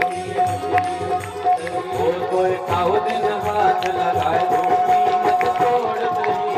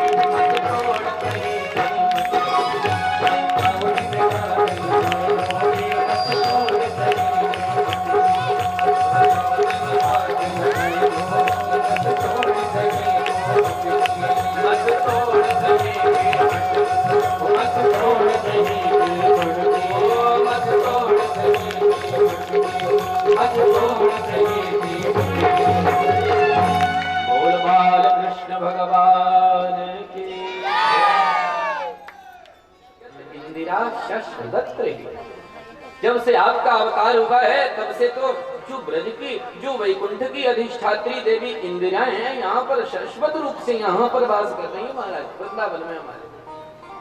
तो वो जो पद्मा देवी, लक्ष्मी देवी, जो वैकुंठ को छोड़ करके वृंदावन में आई हैं, भगवान की सेवा करने के लिए आई हैं। भगवान अपनी गायों को लेकर के, बछड़ों को लेकर के भगवान वृंदावन में जब निकलते हैं तो भगवान अभी नहीं निकले हैं, इससे पूर्व ही लक्ष्मी जी को आभास हो जाता है कि भगवान किस कूचे से, किस गली से, वृंदावन की किस बीथी से होकर के गुजरेंगे, ऐसा लक्ष्मी जी को आभास हो जाता है। तो लक्ष्मी महारानी भगवान के जाने से पूर्व ही वृंदावन की उस गली को, इस बीथी को सजाती हुई चलती हैं, साफ करती हुई चलती हैं, सुसज्जित करती हुई चलती हैं। तो लक्ष्मी महारानी के हाथ में जो सुंदर सुंदर चंदन लगे हैं, हाथ लक्ष्मी जी का सुंदर सुवासित हो रहा, महक रहा, और उस सुंदर हाथ से महकते हुए हाथ से वृंदावन की गलियां लक्ष्मी जी साफ करती हैं। इसलिए लक्ष्मी जी के हाथ की सुगंधी वृंदावन की गलियों में चारों तरफ व्याप्त है। इसलिए भी सुखदेव जी कहते हैं, परीक्षित पद्मा कर सुगंधिना, लक्ष्मी जी के कर की सुगंधी चारों तरफ वृंदावन में व्याप्त है। इत्थं शरत् स्वच्छ जलम पद्माकर सुगंधिना, न्यविशत् वायुना वातम सगो गोपाल कोच्युता। गायों के साथ, बछड़ों के साथ और अपनी मित्र मंडली के साथ भगवान श्री कृष्ण वंशी बजाते हुए, बांसुरी फूंकते हुए वृंदावन में प्रवेश करते हैं। सुखदेव स्वामी कहते हैं, परीक्षित सुनो भैया, श्रीमद् भागवत महापुराण जैसा कोई दूसरा ग्रंथ नहीं है। भागवत जी में 10वां स्कंध जैसा कोई दूसरा स्कंध नहीं है। वेद स्तुति जैसा कोई दूसरी, वेद स्तुति जैसा कोई दूसरा भागवत जी में स्तवन नहीं है, कोई दूसरी स्तुति नहीं है। गोपी गीत जैसा भागवत जी में कोई दूसरा अध्याय नहीं है। और यह जो श्लोक है, इस श्लोक की तरह भागवत जी में कोई दूसरा श्लोक नहीं है। इसकी तुलना किसी श्लोक से की ही नहीं जा सकती।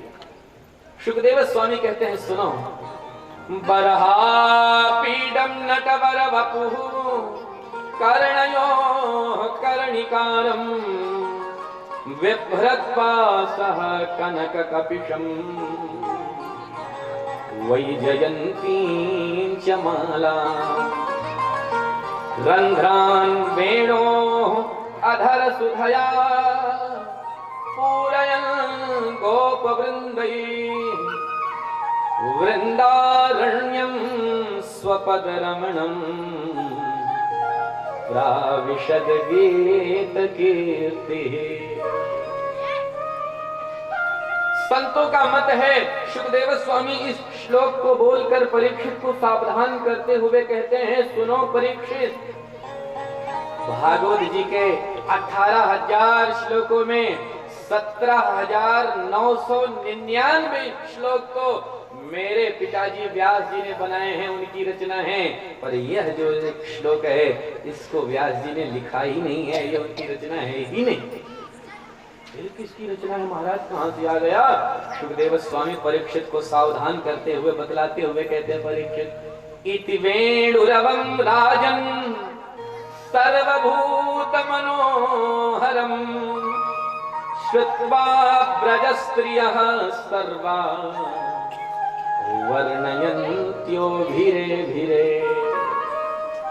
परीक्षित, ये जो श्लोक है, इत वेणुरवं राजन, ये बांसुरी से निकला हुआ श्लोक है, भगवान की वंशी से निकला हुआ श्लोक है। हमारे पिताजी तो बस उसी श्लोक को लिख दिए जो बांसुरी ने गाया, भगवान बजाए, बांसुरी के द्वारा जो श्लोक निकला उसी को हमारे पिताजी यहाँ पे स्थापित कर दिए। ये उनकी रचना है ही नहीं। इत वेणुरवं राजन, बड़ा दिव्य भाव है, समया भाव है, अथवा अन्यथा हमें यह प्रसंग बड़ा प्रिय है वेणुगीत का। व्यास जी सुखदेव स्वामी परीक्षित से कहते हैं, सुनो भगवान कैसे हैं? बोले बरहा पीडम, बरहा पीड है भगवान। बरहा पीड माने, बोले बरहा मयूर पिच्छस्यात् आपीडम मुकुट स्थितम। कोश में कोशकार कहते हैं, बरह माने मोर का पंख और आपीड माने मुकुट। भगवान अपने सिर पर मोर का पंख धारण किए हैं, वही भगवान का मुकुट है। भगवान जितने दिन वृंदावन में रहे, कतिपय व्रत लिए, सबसे पहला व्रत भगवान श्री कृष्ण ने लिया। जितने दिन वृंदावन में रहे जूता चप्पल नहीं धारण किए, उपानह पहने ही नहीं, निरावरण पद से विहरण किए भगवान। ये पहला व्रत भगवान ने धारण किया। जितने दिन वृंदावन में रहे उतने दिन सिले हुए वस्त्र ही नहीं पहने। एक धोती पहन लेते थे, एक पीतांबर ओढ़ लेते थे, सिर में बांध लेते थे, बस सिला हुआ वस्त्र नहीं पहने। जितने दिन वृंदावन में रहे केश नहीं कटाए, जो बड़े होते गए सो होते गए, एक केश भी नहीं कटाए, क्षौर कर्म कराए ही नहीं। जितने दिन वृंदावन में भगवान रहे अस्त्र शस्त्र नहीं धारण किए, किसी का हाथ पकड़ के मार दिए, किसी का सिर पकड़ करके मड़ोड़ दिए, किसी को मुक्का से मार दिए, बड़े बड़े असुर आए पर अस्त्र शस्त्र उठाए ही नहीं। भगवान यह संकेत करते हैं यह प्रेम की भूमि है वृंदावन, यहाँ अस्त्र शस्त्र का काम ही नहीं है। और जितने दिन भगवान वृंदावन में रहे मोर का पंख भी भगवान अपने सिर पर मुकुट बना करके धारण किए। क्यों धारण किए? बोले देखो, पंख को संस्कृत में कहा जाता है पक्ष। पक्ष माने पंख, इसीलिए भगवान धारण करते। बोले हाँ, पक्ष भगवान धारण करते। क्यों? बोले जो संस्कृत में पक्ष कहा जाता है। बोले नहीं, देखो पक्ष माने होता है पंख, इसीलिए जो पक्ष धारण करते हैं उन्हें पक्षी कहा जाता है। पक्ष को धारण करने वाले, पंख को धारण करने वाले पक्षी। पक्ष माने होता है पंख। भगवान यह सिद्ध करना चाहते हैं कि दुनिया मेरे को भले ही समदर्शी कहे, चाहे जितना लोग कहें कि भगवान समदर्शी हैं, परंतु भगवान सिद्ध करना चाहते हैं। पक्ष धारण करके भगवान यह संकेत करते हैं कि जब जब मेरे भक्तों की बात आती है तब तक मैं अपने भक्तों का पक्ष ले लेता हूँ। यह संकेत करने के लिए भगवान पक्ष धारण करते हैं। अथवा लोगों ने कहा तो भाई बहुत सारे पक्ष हैं, कोई भी पक्ष धारण कर ले, मोर का ही पंख काहे लिए मिला उनको? बोले भगवान इसलिए मोर का पंख धारण करते हैं जिससे भगवान तो अपनी पक्षधरता स्वीकार करते ही हैं, भगवान के साथ साथ भगवान के भक्त भी छाती ठोक करके कहें कि मोर पक्षवारो है। जो मोर का पंख धारण करने वाला है वो मेरे पक्ष में है, यह भगवान के भक्त भी कह सके, इसलिए भगवान मोर का मयूर का पंख धारण करते हैं। बड़े इसके भाव है।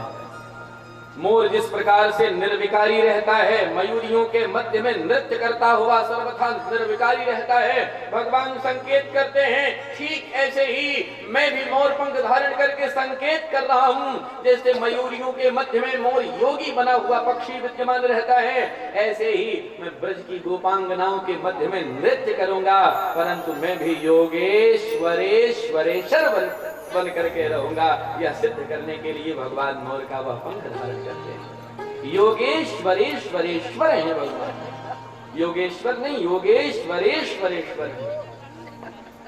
बरहा पीडम, और बोले नटवर वपु। नटवर वपु है भगवान। नटवर वपु क्या है? एक अर्थ तो यह है कि नटेषु वरः श्रेष्ठः नटवरः। जो नटों में श्रेष्ठ हैं, जो जादू दिखाने वाले, सर्कस दिखाने वाले नट हैं, जो मंच पर अभिनय करने वाले नट हैं, उन सबसे श्रेष्ठ हैं। रस्सियों पे चलते हुए तो बहुत सारे नट देखे होंगे, और सांप के फणाली पर नृत्य करने वाले तो नटवर ही हैं। यह सिद्ध करने के लिए भगवान नटवर है। अथवा नटवर माने नट, जब नट को अभिनय करना रहता है तो नट बहुत सजता है, संवरता है, तब मंच पर आकर के अपना अभिनय करता है। संसार में दो वैसे हैं जो बहुत सजते हैं, एक नट बहुत सजता है और दूसरा बोले वर। वर माने दूल्हा। पुरुषों को सजने के लिए जीवन में एक ही दिन है भैया, जिस दिन उनका विवाह है, जिस दिन दूल्हा बनना हो, उस दिन बेचारे तरह तरह की मालिश, तरह तरह के न जाने क्या क्या उपक्रम करके बहुत तैयार होके, पता है जीवन में एक ही बार सजना है तो जितना हो सके सज लो। एक नट बहुत सजता है, दूसरा वर बहुत सजता है, पर भगवान कैसे हैं? बोले भगवान नटश्च वरश्च वपुः, नटवर वपुः। भगवान का जो वपु है, भगवान का देह है, वह सहज ही बिना सजे बिना किसी श्रृंगार के नट से भी श्रेष्ठ है और वर से भी श्रेष्ठ है। कदाचित भगवान धूली अपनी देह में लगा लेते हैं तो संत कहते हैं धूरी भरे अति शोभित श्याम, जो किसी पाउडर क्रीम की आवश्यकता नहीं है भगवान को, धूल लगा लिए तब भी तीनों लोगों को भगवान की शोभा अपने सामने फीकी करने वाली शोभा है भगवान। ऐसे हैं भगवान, नटवर वपु है। वपु माने वं अमृतम उष्णातीति वपुहु। हमारी देह में आपकी देह में देह और देही का भेद है। ये देह है, देह के अंदर जो बैठा है वह देही है, जीवात्मा। पर भगवान का जो देह है वह चिन्मय है। भगवान की देह में देह देही का भेद नहीं है, वह अमृत तुल्य है, वह चिन्मय है, इसलिए भगवान का वपु है। बरह पीडम नटवर वपु कर्णयो कर्णिकारम। वाह, कर्णयो कर्णिकारम। कर्णिकार माने कनेर, कनेर का पुष्प भगवान कर्णिकार, कर्णिकार का पुष्प, कनेर का पुष्प भगवान अपने कर्णयो माने कानों पर स्थापित करते हैं। अब देखो यहाँ पर कर्णयो कहकर दो वचन कहा, कर्णयो माने दोनों कानों पर, कर्णिकारम एक वचन, एक कनेर का पुष्प है। ये कैसे सिद्ध हुआ महाराज? दोनों कानों पर एक ही फूल है। बोले हाँ। कैसे?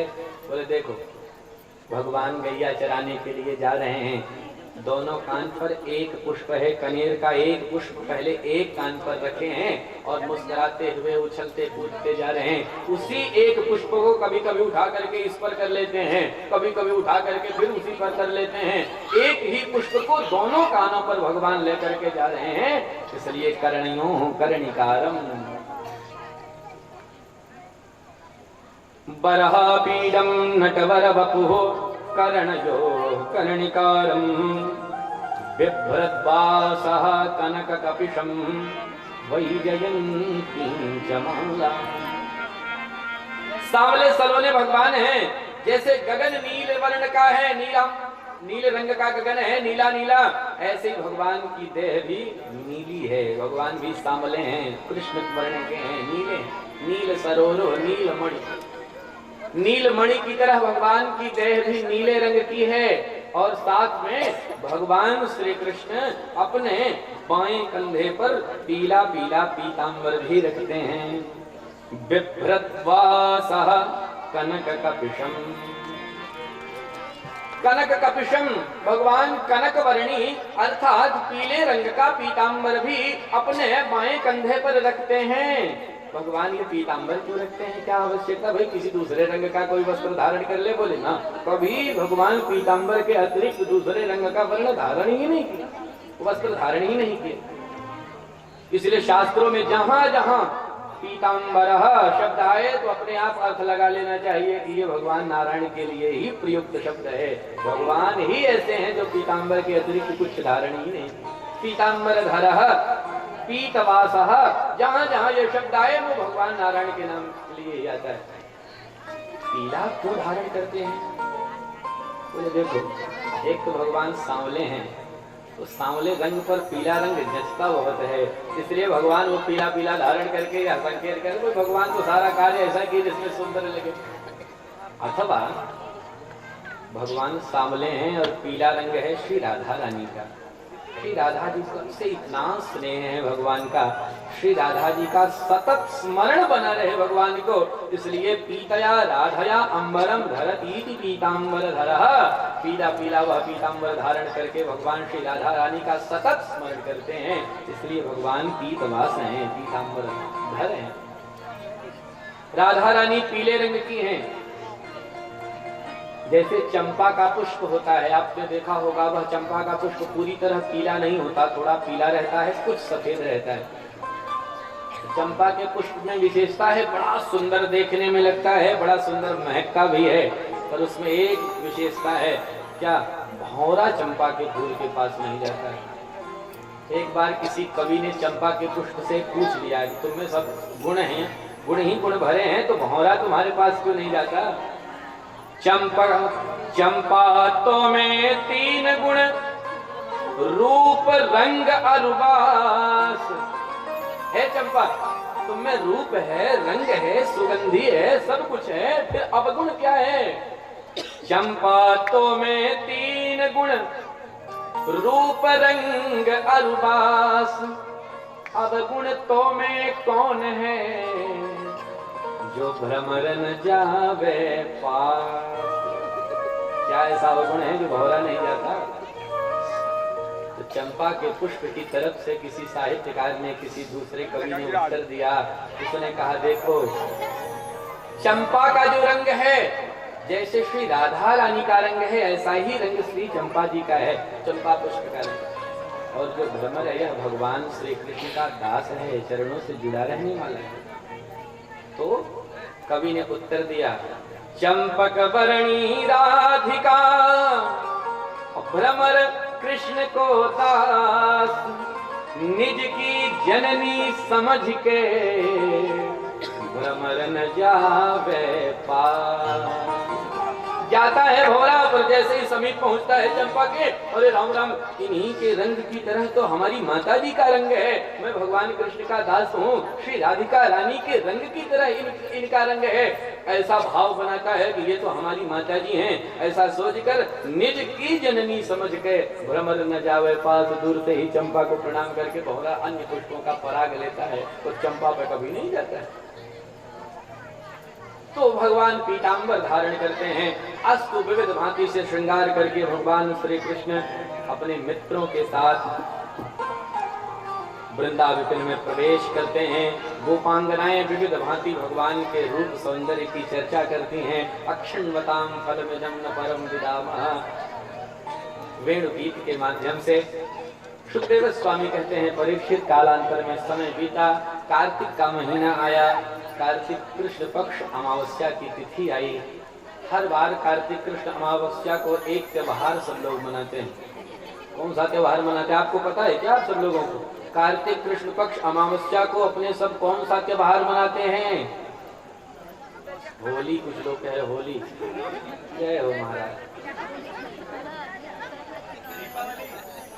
दीपावली का त्योहार मनाते हैं, और ब्रजवासी भी उस दिन दिवाली का त्योहार मना। अरे आने वाली है दीपावली, कार्तिक का महीना चल रहा, कृष्ण पक्ष, आज एकादशी की तिथि भी है, कल द्वादशी और धनतेरस दोनों है, उसके बाद फिर एक दिन बाद छोड़ के दीपावली का त्योहार है। अब आप लोग कोई होली कह रहा तो कोई कह रहा बसंत पंचमी है। जय हो महाराज। बोल भक्तवत्सल भगवान की।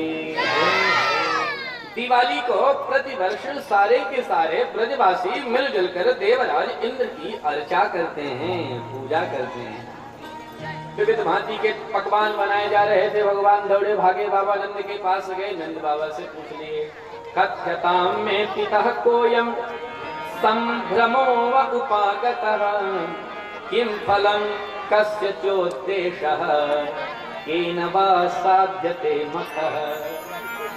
पिताजी आज क्या बात है? बड़े पकवान बनाए जा रहे हैं, बड़ी उत्सव की तैयारियां हो रही। हाथ में थाली भर भर के पकवान यहाँ यज्ञ मंडप में भी लाए जा रहे हैं, वो आप लोगों ने देखा होगा। तो ऐसा क्या है जो तरह तरह के पकवान आज सजाए जा रहे हैं? कुछ विशेष है क्या? बाबा नंद ने समझाया, परजन्यो भगवान इंद्रः मेघाः तस्यात्ममूर्तयः,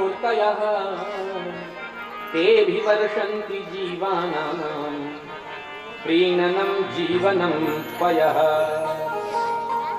सुनो बेटा, हम हर साल देवराज इंद्र की पूजा इस तिथि पर करते हैं। भगवान ने कहा, पिताजी इस बार हम देवराज इंद्र की पूजा नहीं करेंगे। क्यों? तो इतने दिन पूजा करते हम लोगों को बीत गया, कभी इंद्र ने दर्शन दिए? यदि हम पूजा करेंगे तो हमारा लाभ उसमें क्या है? बाबा नंद ने कहा, बेटा हम पूजा करेंगे तो देवताओं के राजा प्रसन्न होंगे, पानी बरसाएंगे, खूब पानी बरसाएंगे तो खूब घास होगी, खूब घास होगी तो गायें खूब घास खाएंगी, खूब घास खाएंगी तो खूब गायें दूध देंगी, खूब दूध मिलेगा तो तुमको पीने के लिए भी खूब ढेर सारा दूध मिलेगा, इसलिए हमें बोले पिताजी ऐसा कुछ नहीं है। तो फिर ऐसा करते हैं, आधे लोग पूजा कर देते हैं और आधे नहीं करते हैं, फिर देखते हैं इंद्र किसके किसके खेत में पानी बरसाते हैं। ब्रजवासियों ने कहा, बाबा नंद ने कहा, भैया है तो तू 7 साल का छोरा पर बातें ऐसी करे कि 70 साल वालों की खोपड़ी भी चक्कर में पड़ जाए। कहना क्या चाहता है? भगवान ने कहा, पिताजी बस एक बात कहना चाहता हूँ, कर्मणा जायते जंतुः कर्मणैव के। श्री गोवर्धन महाराज महाराज तेरे माथे मुकुट विराज रहो। श्री गोवर्धन महाराज महाराज तेरे माथे मुकुट विराज रहो। श्री गोवर्धन महाराज महाराज महाराज महाराज तेरे माथे मुकुट विराज रहो। तेरे माथे मुकुट विराज रहो। तेरे कानन कुंडल सोह रहो। तेरे माथे मुकुट विराज रहो। तेरे कानन कुंडल सोह रहो। तेरे माथे मुकुट विराज रहो। तेरे कानन कुंडल सोह रहो। तेरे माथे मुकुट विराज रहो। तेरे कानन कुंडल सोह रहो। और आँखें और आँखें और आँखें बनी विशाल विशाल तेरे माथे मुकुट विराज विशाल तेरे माथे मुकुट विराज रहो। वर्धन महाराज महाराज तेरे माथे मुकुट विराज रहो।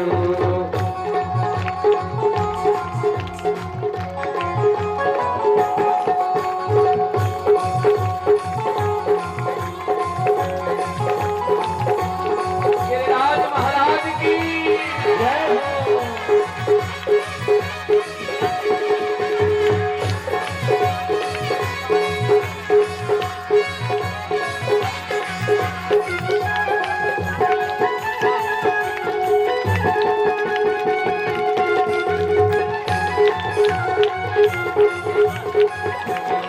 पान चढ़े तो फूल चढ़े। पान चढ़े तो फूल चढ़े। तो पान चढ़े तो फूल चढ़े। पान चढ़े तो फूल चढ़े। पान चढ़े तो फूल चढ़े। पान चढ़े तो फूल चढ़े। और चढ़े और चढ़े और चढ़े दूध की धार ओ धार तेरे माथे मुकुट विराज रहो। महाराज महाराज तेरे माथे मुकुट विराज रहो।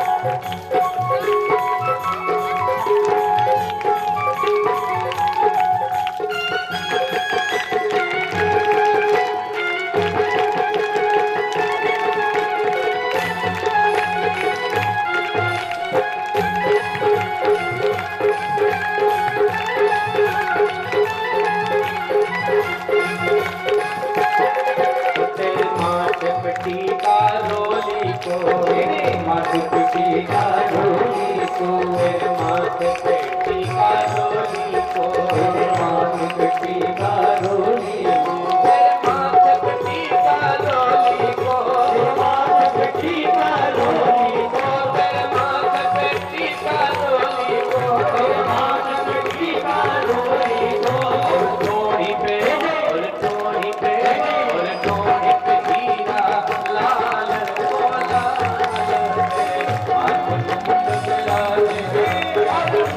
हीरा लाल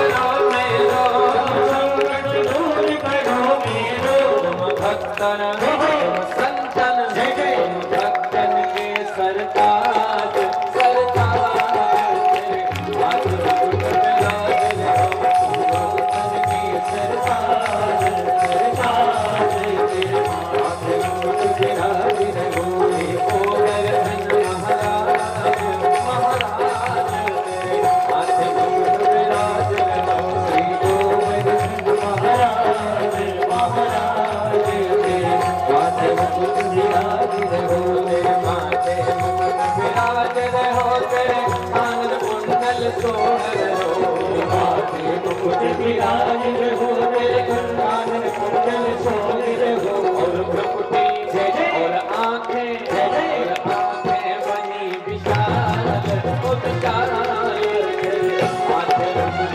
विराज रहो, और आंखें बनी विशाल विशाल तेरे माथे मुकुट विराज रहो, श्री गोवर्धन महाराज श्री गोवर्धन भगवान की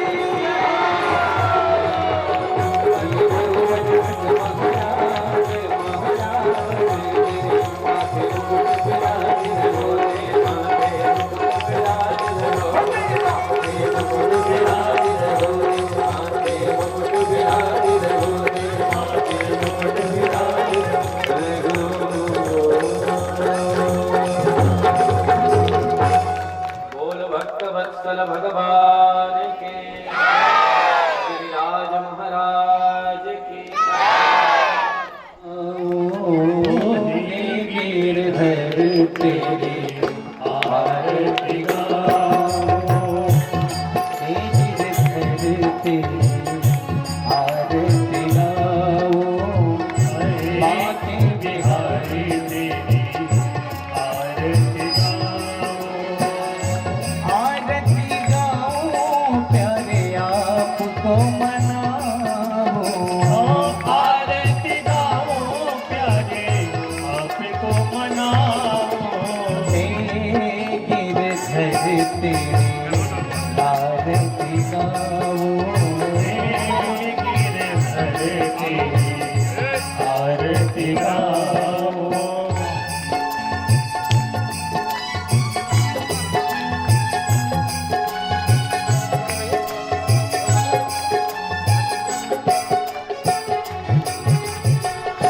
मोर मुकुट माथे पे सोहे, मोर मुकुट माथे पर सोहे, प्यारी बंसी मेरो मन मोहे, प्यारी बंसी मेरो मन मोहे, देख छवि में बलि बलि जाओ, देख छवि तेरी बलि बलि जाओ, शिवा के बिहारी तेरी आरती गाओ, बाके बिहारी तेरी आरती गाओ।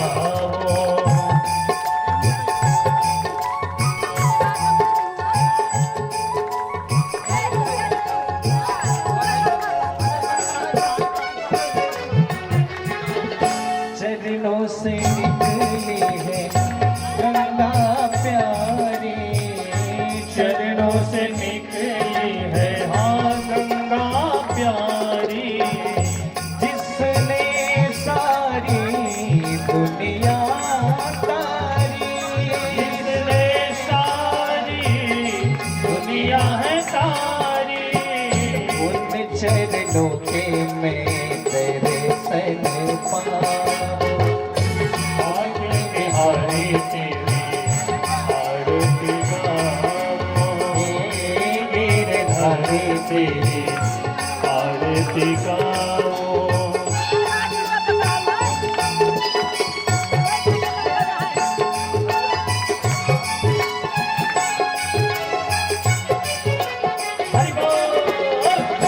दास अनाथ के नाथ आप हो, दास अनाथ के हाँ नाथ आप हो,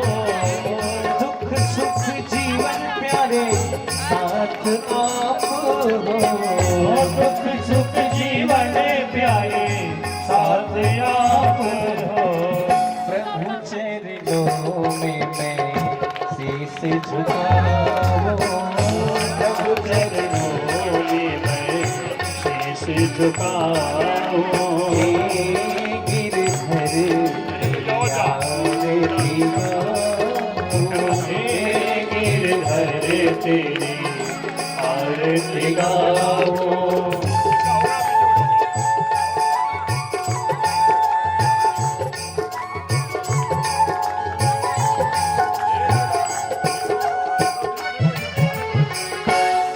हरिदास के प्यारे आप हो श्री हरिदास के प्यारे आप हो मेरे मोहन जीवन धन हो मेरे मोहन जीवन धन हो प्यारी छवि में मन में बसाओ प्यारी छवि मन में बिठाओ हे गिरधर तेरी आरती गाओ हे गिरधर तेरी आरती गाओ आरती गाओ प्रभु आपको मनाओ आरती गाओ प्यारे आपको बिहारी तेरी आरती गाओ के बिहारी तेरी आरती गाओ कर्पूर गौरम करुणावतारम संसार सारम भुजगेन्द्रहारम सदा वसंतम हृदयारविंदे भवं भवानी सहितं नमामि त्वमेव माता च पिता त्वमेव त्वमेव बन्धु च सखा त्वमेव त्वमेव विद्या द्रविणं त्वमेव त्वमेव सर्वं मम देवदेव त्वमेव सर्वं मम देवदेव त्वमेव सर्वं मम देवदेव आरार्यवताय नमः जलेन शीतले कर्णं हस्तप्रक्षालनं पुष्पैः देवाभिवन्दनं मन्त्रपुष्पाञ्जलिः ॐ मा यज्ञेन यज्ञमाय जन्तदेवास्तानि धर्माणि प्रथमान्यासन्न ते हनाकं महिमानः सचन्त जतरपूर्वे साध्याः सन्ति देवाः च पुष्पाञ्जलिर्मया दत्तो गृहाण परमेश्वर बोलिए श्री गिरिराज गोवर्धन भगवान के श्री भागवत भगवान के श्री व्यास जी महाराज के श्री सतगुरुदेव भगवान के श्री राधा कृष्ण भगवान के श्री कालिका महारानी के श्री चंद्रिका भवानी के श्री स्वामी परमहंस महाराज के श्री काशी विश्वनाथ भगवान के श्री हनुमान जी महाराज के श्री दुर्गा महारानी के नमः पार्वती पतये हर हर महादेव। आप सभी प्रणय गीत गोपियों द्वारा गाया गया जो उत्कृष्ट गीत है, ऐसे गोपी गीत का भी प्रसंग कल के ही सत्र में आप सभी लोग श्रवण करेंगे। आगे चल करके युगल गीत का भी प्रसंग कल के ही सत्र में आप सभी लोग श्रवण करेंगे।